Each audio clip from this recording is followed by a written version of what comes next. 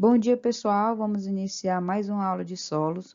E o assunto de hoje vai ser micronutrientes. Então, nós finalizamos já a parte de macronutrientes. Lembra lá? NPK, cálcio, magnésio e enxofre. E agora vamos falar sobre os micronutrientes essenciais às plantas. Segundo Malavolta, que é um autor muito conhecido em solos, principalmente na parte de nutrição mineral de plantas, ele diz que às vezes os micronutrientes são referidos como oligoelementos ou elementos traços, elementos menores ou microelementos.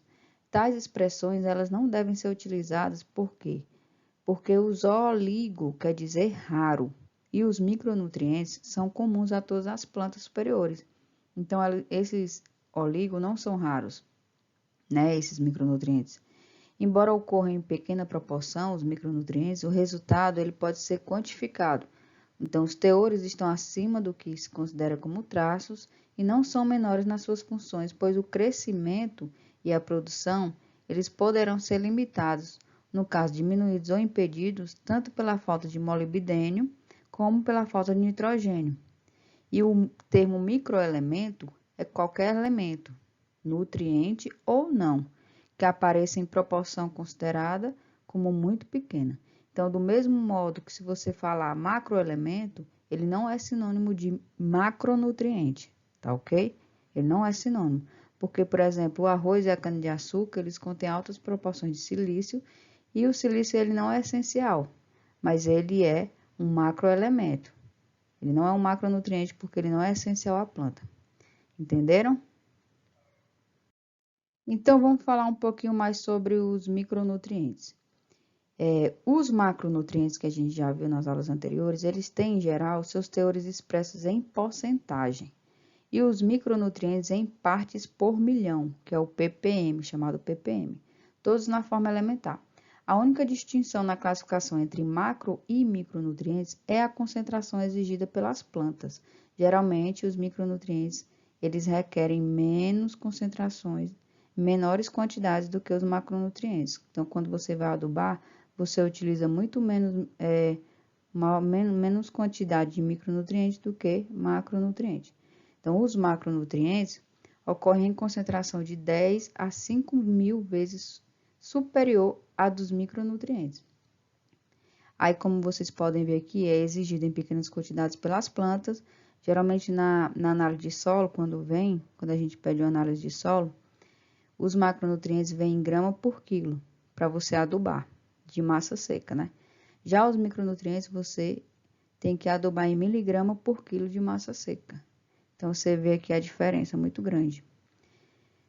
A lista de micronutrientes essenciais tem mais ou menos 8 elementos principais, e são eles boro, que é o B, cloro, cobre, ferro, manganês, molibdênio e zinco.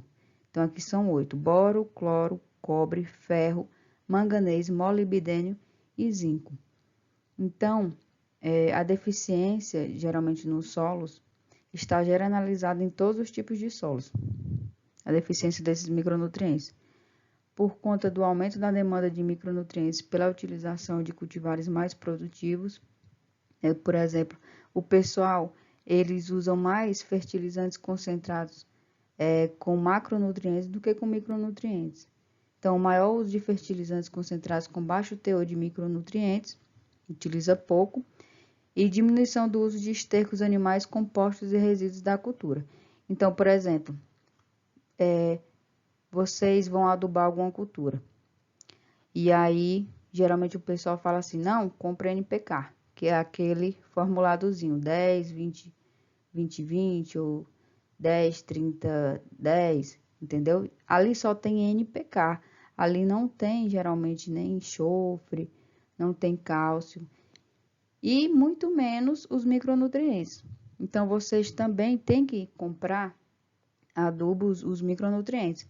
Agora, se vocês forem, isso aí na parte química, né? Se você for comprar adubo químico.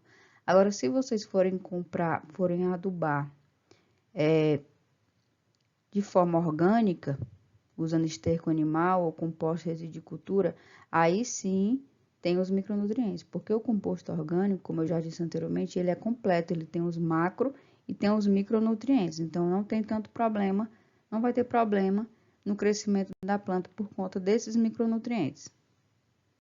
Vamos ver então os fatores que afetam a disponibilidade de micronutrientes no solo, né? Tem a textura do solo, geralmente os solos arenosos são pobres em matéria orgânica, então também são deficientes em micronutrientes, porque quando se tem matéria orgânica, composto orgânico no solo, tem menos nutrientes no solo e, consequentemente, tem menos macro e também tem menos micronutrientes. Então, a textura arenosa, geralmente ela é muito pobre em matéria orgânica. Já a textura argilosa, ela tem um pouco mais de matéria orgânica e provavelmente pode conter mais micronutrientes, que é a maioria dos solos aqui do Piauí, né? Os solos arenosos. Por isso que a gente tem que ter mais cuidado, tem que adubar mesmo, tanto de forma orgânica ou, se não for o jeito, de forma química, né? Dando prioridade sempre, gente, para a forma orgânica. Então, outro fator que pode afetar a disponibilidade de micronutrientes, a aeração. A aeração excessiva, ela diminui a solubilidade do ferro e do manganês, que são micronutrientes. Então, por exemplo, a textura arenosa, ela tem uma aeração excessiva, porque ela tem uma maior quantidade de macroporos.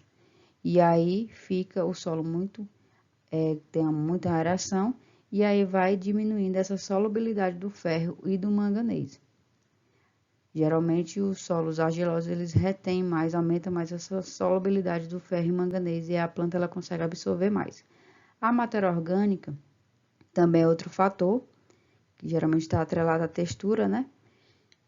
Além de fonte de micronutrientes, a matéria orgânica ela protege o micronutriente pela formação de quelatos. Mas, gente, o que é esse quelato que eu estou falando? Vou explicar aqui para vocês. A quelatização é o processo que combina uma carga iônica positiva, no caso um cátion. O que é um cátion? É aquele que tem um mais em cima, né? Pode ser o zinco, manganês, ferro, cobre, magnésio ou de cálcio com outra molécula orgânica de carga negativa. Então, é chamada de agente quelatizador. Então, a molécula orgânica, ela envolve o íon metálico carregando positivamente o cátion, no caso pode ser o zinco, né, o manganês e o ferro, protegendo a nova forma quelada do cátion da agressividade química do solo ou no tanque de dissolução do fertilizante solúvel. Então, os nutrientes quelatizados, eles são mais facilmente absorvidos pelas plantas do que os mesmos nutrientes em formas não quelatizadas. Então, quando você vai comprar o micronutriente para você aplicar na sua cultura, geralmente eles vêm quelatizados. Então, eles são mais, as plantas elas conseguem absorver mais esses micronutrientes porque estão quelatizados. Estes compostos quelatizados, eles inibem a ação de certos cátions altamente reativos de metais, impedindo-os de formar reações químicas e formar compostos insolúveis. Esses compostos insolúveis, eles são indisponíveis para a planta. Então, quando se utiliza esse agente quelatizador, fica mais difícil, quer dizer, fica mais fácil da planta absorver o micronutriente.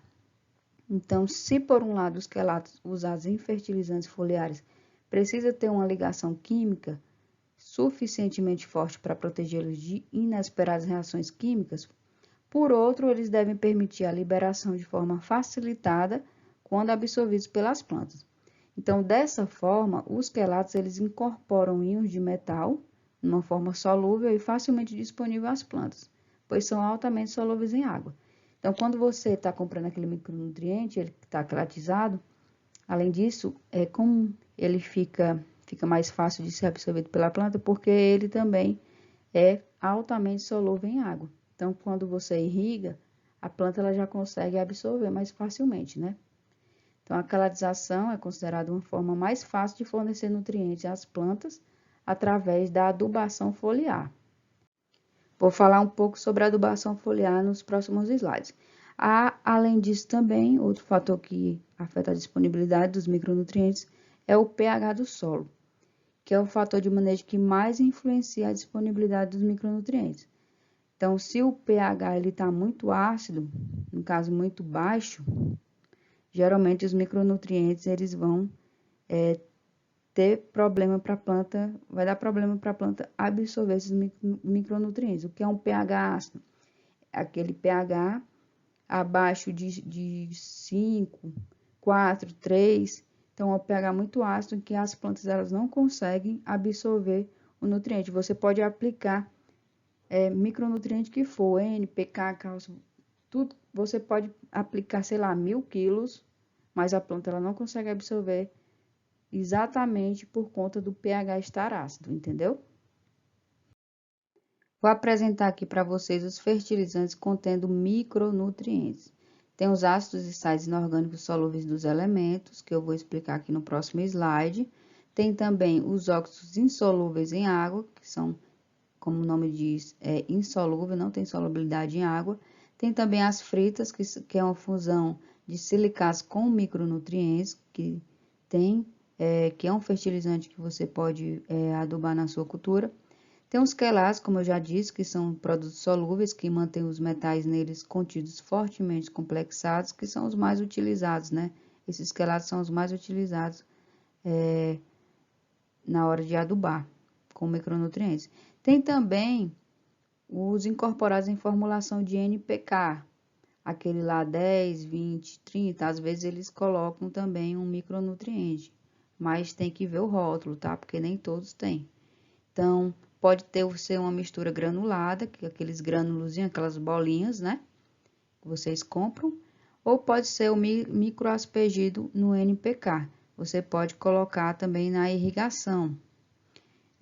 Como, por exemplo, uma fertirrigação. Não sei se vocês já ouviram falar em fertirrigação. A fertirrigação é quando o nutriente é colocado junto com a água.